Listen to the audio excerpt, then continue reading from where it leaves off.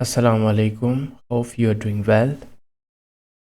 आज के इस वीडियो में हम डिस्कस करेंगे GIC2 रिस्क असेसमेंट रिपोर्ट को। इससे पिछली वीडियोस जो हमने अपलोड किए उसमें मैंने बताया था कि अपकमिंग एग्ज़ाम जो कि मार्च 2026 में जो निबोश का एग्ज़ाम कंडक्ट होगा उसमें IG2 को GIC2 में कन्वर्ट किया है, जिसका पैटर्न भी चेंज है और मार्किंग सिस्टम भी चेंज है। ये हमने ऑलरेडी पिछले वीडियोस में डिस्कस किया है। आज के इस वीडियो में मैं आपको बताऊंगा कि इनके जो पासिंग मार्क्स है या पासिंग परसेंटेज है वो कितना है और हर सेक्शन में आपको किस चीज़ के कितने नंबर यानी मार्क्स मिलेंगे, जिससे आप अपना जो रिपोर्ट है वो पास कर सकते हैं।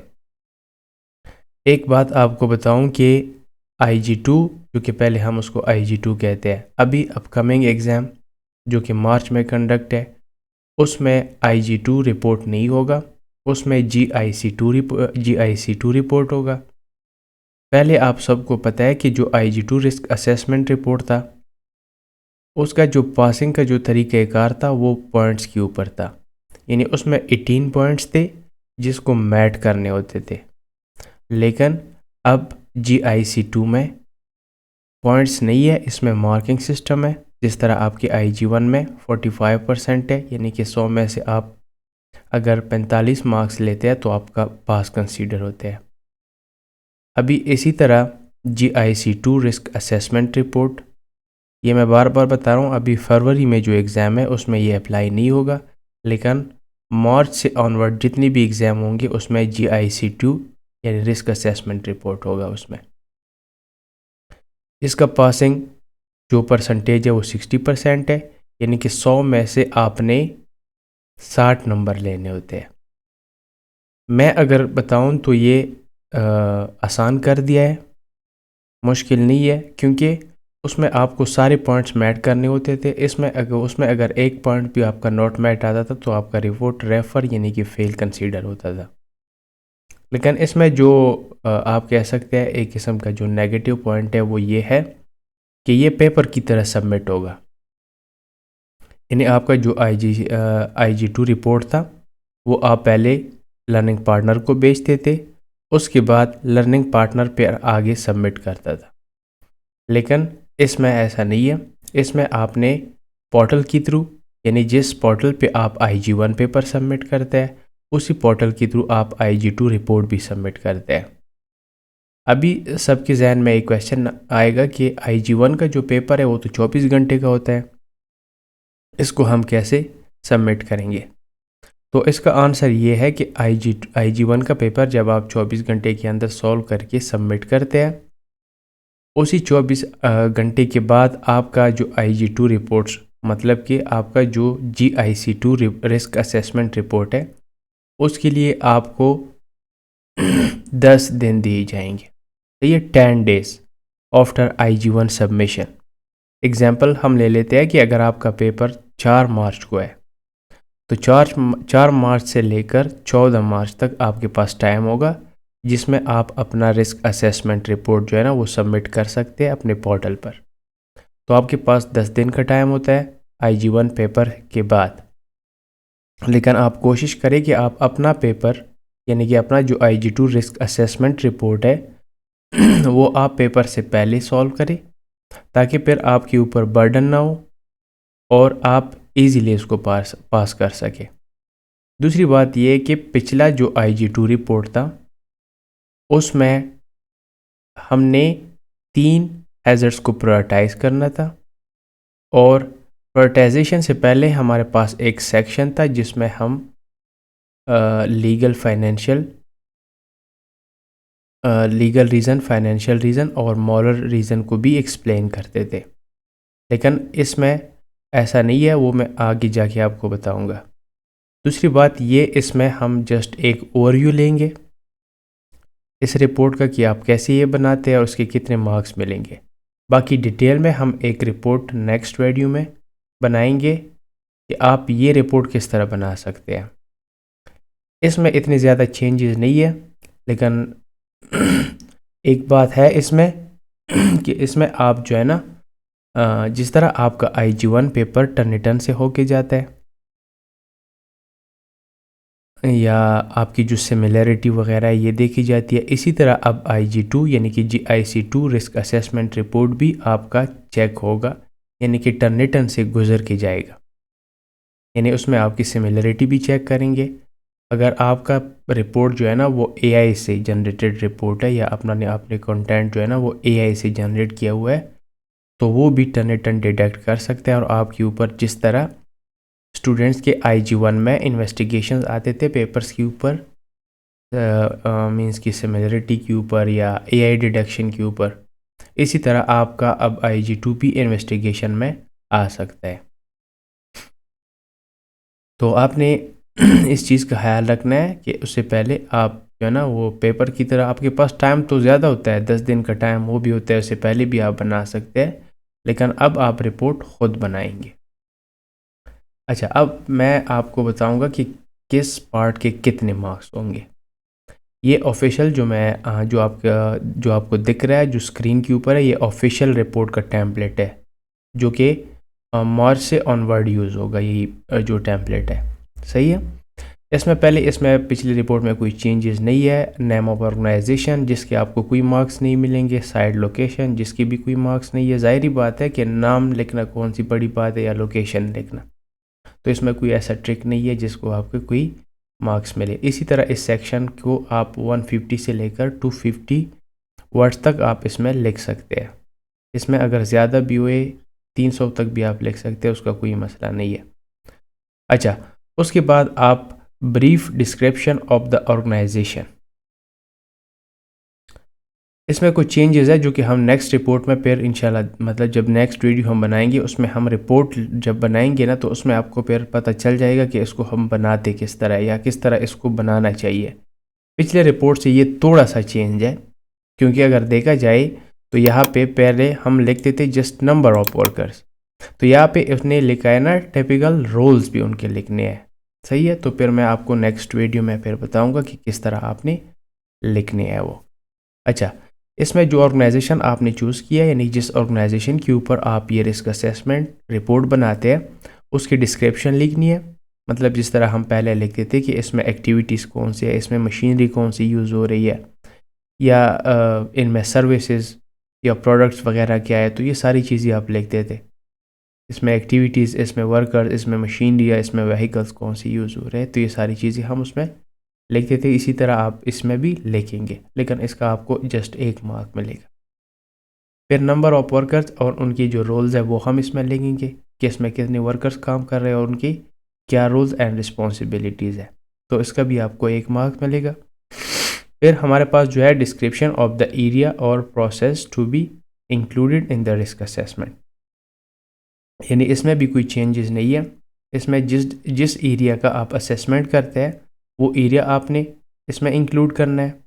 यानी ये जो रिस्क असेसमेंट आप बना रहे हैं, जिस ऑर्गेनाइजेशन में आप ये रिस्क असेसमेंट बना रहे हैं या जिस एरिया का आप रिस्क असेसमेंट कर रहे हैं, वो एरिया आपने इंक्लूड करना है। यानी इसमें किस डिपार्टमेंट का, किस सेक्शन का, ये सारी चीज़ें आपने ऐड करनी है इसमें। तो इसके आपको 2 मार्क्स मिलेंगे। इसमें हम डिटेल में अभी इसलिए नहीं जा रहे कि जब हम नेक्स्ट वीडियो में पूरा रिपोर्ट बनाएंगे उसमें फिर मैं आपको डिटेल में समझाऊंगा कि किस तरह आप ये बना सकते हैं। अच्छा, इसमें दूसरा हमारे पास जो सेक्शन है जो कि है learner advice to aim to complete this section in 100 to 200 words.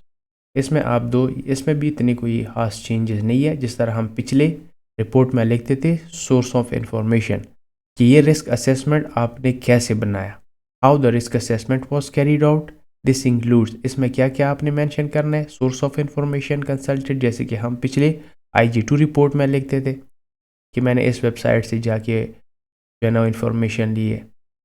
ये मैं नेक्स्ट में बताऊंगा। जिस तरह आप रिपोर्ट बनाते हैं, अगर कंस्ट्रक्शन साइट पर बनाते हैं तो उसी हिसाब से आपने कंस्ट्रक्शन के लिहाज से आपने HSE जो हेल्थ एंड सेफ्टी एग्जीक्यूटिव जो UK का एक डिपार्टमेंट है, जो एक ऑर्गेनाइजेशन है, जो कि हम ज़्यादातर उसी में वो जो सोर्स है वो हम यूज़ करते हैं, या मुख्तलिफ इन्फॉर्मेशन जो कि हम इंशाल्लाह नेक्स्ट वीडियो में बताएंगे, लेकिन ये एक्सटर्नल सोर्स ऑफ इंफॉर्मेशन है।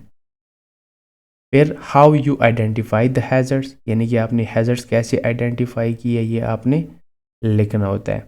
असल में ये जो पार्ट है ये हम लास्ट में, यानी कि जब हम रिपोर्ट कंप्लीट करते हैं ना, ये पार्ट पर हम कंप्लीट करते हैं, यानी ये पार्ट हम लिखते हैं कि हमने वहाँ पे कौन से सोर्सेज यूज़ किए या हमने हैज़र्ड्स को आइडेंटिफाई कैसे किया, ये बताना होता है। लेकिन ये भी हम इंशाल्लाह नेक्स्ट वीडियो में डिटेल में डिस्कस करेंगे।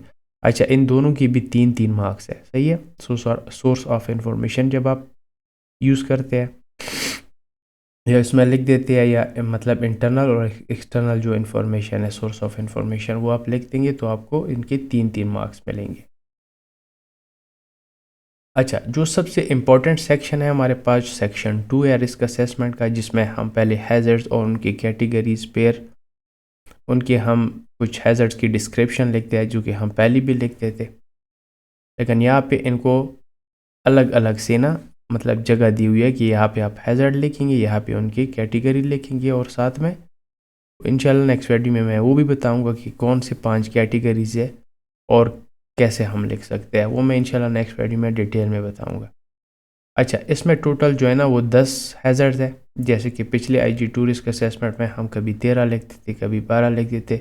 इसमें एग्जैक्ट आप जो है ना 10 रिस्क असेसमेंट यानी हैज़र्ड लिखेंगे और उनको एक्सप्लेन करने। एक्सप्लेनेशन में क्या है, ये भी पिछली रिपोर्ट की तरह ही है, लेकिन इसमें थोड़ा सा वो चेंज किया, अलग अलग लिखा हुआ है, ऐसे आपने कंफ्यूज नहीं होना, वो भी हम इंशाल्लाह नेक्स्ट में कवर करेंगे। अच्छा, इसमें जो आप हैज़र्ड कैटेगरी लिखेंगे उसके 5 मार्क्स है, यानी कि अगर आप सही लिखेंगे ना, कई स्टूडेंट ऐसे करते हैं जो कि कैटेगरी से बाहर जाके हैज़र्ड लिखते हैं। हैज़र्ड तो वहाँ पे होता है वो हैज़र्ड, लेकिन आपने इसके जो IC की गाइडेंस के मुताबिक आपके पास 5 हैज़र्ड कैटेगरीज है, जिसको हम एक हैज़र्ड 2 दफ़ा भी लिख सकते हैं, फिर उनकी कुछ सब कैटेगरीज है उसको भी हम लिख सकते हैं। अच्छा, हैज़र्ड कैटेगरी के 5 मार्क्स है और इनके जो डिस्क्रिप्शन है इनके 10 मार्क्स है, सही है। फिर हु माइट बी हम एंड हाउ, उसमें लिखा मतलब पिछला जो हमारे पास IG2 रिस्क असेसमेंट रिपोर्ट का था उसमें सीधा लिखा हुआ था कि हु माइट बी हम एंड हाउ, यहाँ पे थोड़ा सा चेंज किया, हु माइट बी हम, यानी कि ये जो हैज़र्ड कैटेगरी आपने लिखा है, इससे कौन जो है ना वो इंजर्ड हो सकते हैं या हार्म हो सकते हैं और कैसे होंगे, how they could be harmed. तो ये तो पिछले रिपोर्ट की तरह इसके आपको 10 मार्क्स मिलेंगे। और what you are already doing to control the risk, यानी कि वहाँ पे इसको हम कह सकते हैं ना एग्जिस्टिंग कंट्रोल मेजर्स, जो कि इसमें पहले भी इनकी भी कोई मतलब टोटल अगर आप फर्दर कंट्रोल और जो ऑलरेडी वहाँ पे इम्प्लीमेंटेड है या अप्लाइड है वो कंट्रोल लिखेंगे तो इसके आपको 20 मार्क्स मिलेंगे। अच्छा, इसमें आप कंफ्यूज ना हो, ये सारे मतलब 10 की 10 कैटेगरीज के ये मार्क्स है, ऐसा नहीं है कि आप एक का कंसीडर कर रहे हैं या एक का आप समझ रहे हैं। अगर आप ये 10 के 10 हैज़र्ड्स कंप्लीट करेंगे तो आपको इसके 20 मार्क्स मिलेंगे, सही है। फिर who needs to carry out the action, इसके कोई मार्क्स नहीं है इसमें, जिस तरह हमारे पास पहले रिपोर्ट में था ना कि रिस्पॉन्सिबल पर्सन, तो यहाँ पे उसने जस्ट लिखा है who needs to carry out this action, उसका रिस्पॉन्सिबल कौन है, जैसे कि हम लिखते थे HSC ऑफिसर या वहाँ पे कंपनी में मौजूद जो मतलब मैनेजर सुपरवाइज़र जो भी हम लिखते थे यहाँ पे हम वो लिखेंगे, लेकिन इसके कोई मार्क्स नहीं है। कोई मार्क्स नहीं है इसका ये मतलब नहीं कि आप इसको ब्लैंक छोड़ देंगे, लिखेंगे उसी तरह। फिर यहाँ पे पिछले में रिस्क असेसमेंट में जो हमारे पास था टाइम स्केल, यहाँ पे जस्ट लिखा हुआ है when is the action needed bye, यानी कि टाइम स्केल वहाँ पे लिखा हुआ था विद इन टाइम स्केल, तो यहाँ पे वो आपको टाइम देंगे, रिस्पॉन्सिबल बंदा कौन होगा और आप कितना उसको टाइम देंगे। इंशाल्लाह ये भी हम नेक्स्ट जो हमारे पास है नेक्स्ट वीडियो में जब हम ये पूरा बनाएंगे तो आपको बताएंगे कि किस तरह आपने ये लिखना है। जब ये आप ये 10 हैज़र्ड्स कंप्लीट करेंगे यानी इसके आपको, अच्छा ये जो हमारे पास ये सेक्शन 2 है ना, ये आपने बहुत ध्यान से लिखना है, क्योंकि इसके 65 मार्क्स है, सही है टोटल।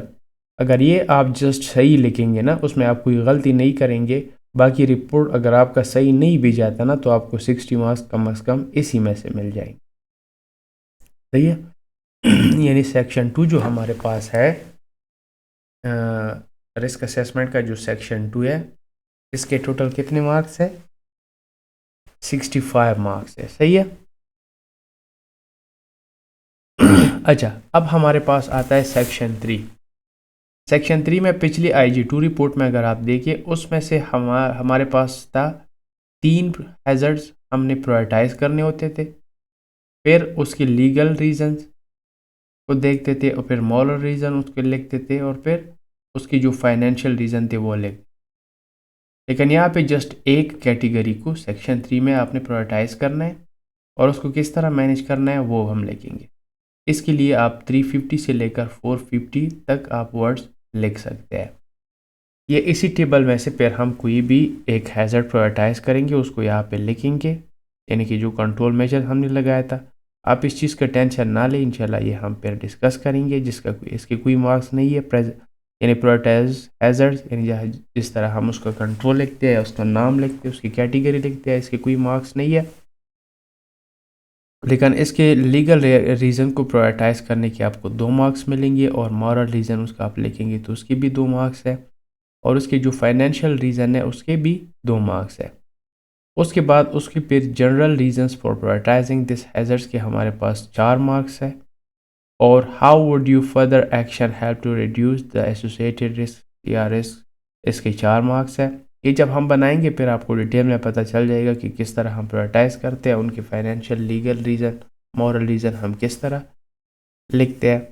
या how would you check that the action is carried out, जिस तरह हम उसमें लिखते थे कि आप किस तरह चेक करेंगे और कितने हद तक वो मतलब जो कंट्रोल आपने लगाया है वो किस तरह, मतलब उसको वो फुली जो है ना वो कंट्रोल करेगा, या उसको रिड्यूस करेगा, या कम अज़ कम करेगा, या एज रीज़नेबल प्रैक्टिकेबल, यानी कि अलर्ब जैसे हम कहते हैं ना कि कितना मतलब वो उसको कम कर सकता है। तो ये भी हम डिटेल में जो है ना फिर डिस्कस करेंगे जब हम रिपोर्ट बनाएंगे तो। ओके।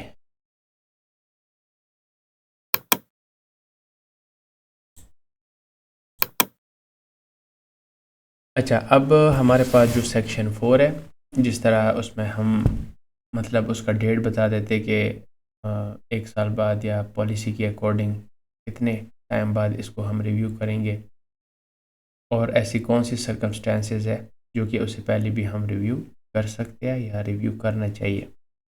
तो इस सेक्शन को जैसे कि कम्युनिकेट, चेक एंड रिव्यूज़, इसके लिए 100 से 200 वर्ड सजेस्ट की हुई है।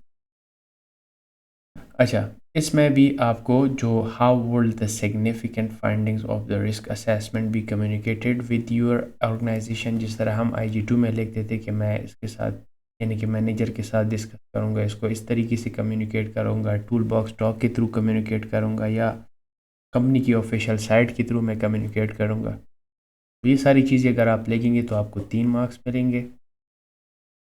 फिर हमारे पास जो है how would you check that the action on the risk assessment have been carried out, इस तरह हम IG2 में भी ये लिख देते कि हम किस तरह उसको चेक करेंगे, अगर जो चीज़ें हमने उसको सजेस्ट की उस पर अमल नहीं होता तो फिर हम क्या एक्शन लेंगे।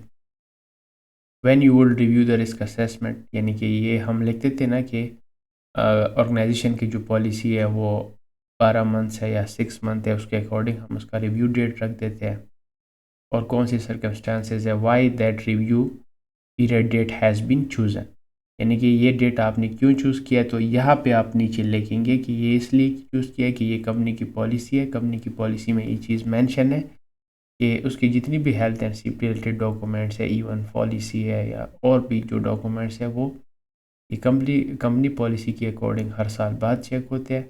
लेकिन अगर ये ज़रूरत पड़ती है, यानी कि मतलब कुछ सर्कमस्टेंसेस ऐसे होते हैं जिसके जो अगर हैपन होते हैं तो उसके बाद हमने फिर रिस्क असेसमेंट को अपने रिव्यू डेट से पहले भी रिव्यू करना होता है। जैसे कि अगर कोई एक्सीडेंट होता है, कोई इंसिडेंट होता है, या कोई लेजिस्लेशन में कोई चेंजेस आती है, या कोई टेक्नोलॉजी में चेंजेस आती है। तो इंशाल्लाह ये सारी चीज़ें हम डिस्कस करेंगे जब ये रिपोर्ट बनाएंगे। आज का जस्ट आपको ये शॉर्ट रिव्यू देना था कि आप मतलब इसमें क्या चेंजेस आई है, किस तरह पास होगा। जैसे मैंने आपको बताया इसमें टोटल 100 मार्क्स है, और 100 मार्क्स में से आपने 60 मार्क्स यानी 60% मार्क्स लेने होते हैं, जो कि पासिंग मार्क्स है। सही है। और मेरे हिसाब से तो जितना मैंने इसको पढ़ा है, जितना मैंने इसको देखा है, एक तो आसान कर दिया है कि आपको सारे पॉइंट्स, उसमें से तो ये होता था कि अगर आपका एक पॉइंट भी नॉट मैट होता था तो आपको रिज़ल्ट जो है ना वो रेफर आता था। दूसरी बात कि अब ये दोनों के रिज़ल्ट जो है ना वो सेम डेट पर सेम डेट पर आएंगे। जिस तरह पिछली भी मतलब एक ही डेट पर आते थे, जब आपको रिज़ल्ट रिसीव होता था तो आपको यानी उसमें जस्ट जो हमारे पास फ़ाइल आती थी पीडीएफ फाइल, उसमें जस्ट डेट चेंज होते थे, लेकिन एक ही दिन पे वो रिज़ल्ट हमें मिल जाता था। अभी उसमें इतनी कोई ख़ास चेंजेस नहीं है, आपको रिज़ल्ट सेम डे पे यानी सेम डेट उसमें भी, रिज़ल्ट में भी, यानी आपका जो यूआरएन आता है उसमें शो होगा। और इसका जो रिज़ल्ट है ना वो आपको 60 डेज़ में प्रोवाइड किया जाएगा या इशू किया जाएगा। तो ये थे हमारे पास कुछ इन्फॉर्मेशन। इंशाल्लाह नेक्स्ट वीडियो हम डिटेल में बनाएंगे, जिसमें हमें आपको आपके सामने रिपोर्ट बनाकर वीडियो अपलोड करूँगा। तो इंशाल्लाह आपको क्योंकि स्टार्ट में जब कोई भी चेंजेस होती है या कोई भी अपडेट्स आती है तो स्टार्ट में कुछ चीज़ें ऐसी होती है जो कि फिर स्टूडेंट को समझ नहीं आती। इंशाल्लाह मैं एक रिपोर्ट बनाऊँगा, फिर उसके बाद आपको एक्सप्लेन करूँगा कि कैसे आपने अपना रिपोर्ट बनाना है। मेक श्योर कि इसमें आप रिपोर्ट, जिस तरह आप पेपर ख़ुद सॉल्व करते हैं इसी तरह आप रिपोर्ट भी ख़ुद सॉल्व करेंगे। मींस कि in case of any plagiarism या कि in case of any deduction of AI, your report will be investigated as like IG1। जिस तरह IG1 का आपका पेपर जो है ना वो टर्निटन से होके जाता है, इसी तरह आपका अब रिपोर्ट भी टर्निटन से होके जाएगा। और वो देखेंगे कि अगर आपने किसी से कॉपी किया या किसी जगह से कॉपी पेस्ट किया है तो आपका रिपोर्ट या आपकी अगेंस्ट इन्वेस्टिगेशन हो सकती है। ये थोड़ी सी इसमें चेंजेस है कि आप, यानी कि आपका अपना कंटेंट होगा तो तभी आप पास कर सकते हैं। अदरवाइज़ स्टार्ट में तो कोई भी चेंजेस आती है उसमें स्टूडेंट बहुत ज़्यादा रगड़ जाते हैं। आपको मतलब किसी को अगर याद होगा, जब IG1 के ऊपर टर्निटन इम्प्लीमेंट हुआ था तो वो 2021 जून से हुआ था। यानी कि पहले जब लोग पेपर करते थे तो वो कॉपी पेस्ट बहुत ज़्यादा करते थे, और उस टाइम तो कोई अपडेट भी नहीं आई थी या इवन कि किसी को पता नहीं होता था कि अपडेट आई या नहीं। तो उन्होंने जब टर्निटन इंस्टॉल किया था तो आलमोस्ट 90% लोग जो है ना उसमें वो प्लेजराइज्ड कर दिए गए थे और 3-3 साल के लिए, 2-2 साल के लिए बैन कर दिए गए। अभी इसमें भी लोग अगर, चलो टेम्पलेट जो है ना वो तो अगर नया यूज़ भी कर ले, उसमें अगर तरीक़ाकार उनका पुराना होगा या किसी से बनवाया होगा तो फिर थोड़ा सा इसमें भी प्रॉब्लम आ सकता है, क्योंकि स्टूडेंट ज़्यादातर फिर इन्वेस्टिगेशन में चले जाएंगे। तो इसलिए स्टार्ट से मैं आपको इस चीज़ के बारे में इन्फॉर्म कर रहा हूँ कि अगर आपका प्लान है निबोश IGC करने का तो फिर आप मार्च में, तो मार्च से ये जो नया पैटर्न है ये अप्लाई होगा। ये न्यू स्टूडेंट के लिए मैं कह रहा हूँ, सही है। अगर आपका मतलब रीसेट है तो आपके पास अगस्त तक का टाइम है, जो कि आप पिछले पैटर्न के हिसाब से आप इसको पास कर सकते हैं। अगर आप न्यू स्टूडेंट है यानी कि फ़्रेश आप निबोश कर रहे हैं, आपका रेफ़र नहीं है पहले से, अगर आपका प्लान है कि आप मार्च में करेंगे तो लाजमी तौर पर फिर आप इस चीज़ को जहन में रखें। तो इंशाल्लाह मिलते हैं नेक्स्ट वीडियो में। अपना ख्याल रखिएगा। अल्लाह हाफ़िज़।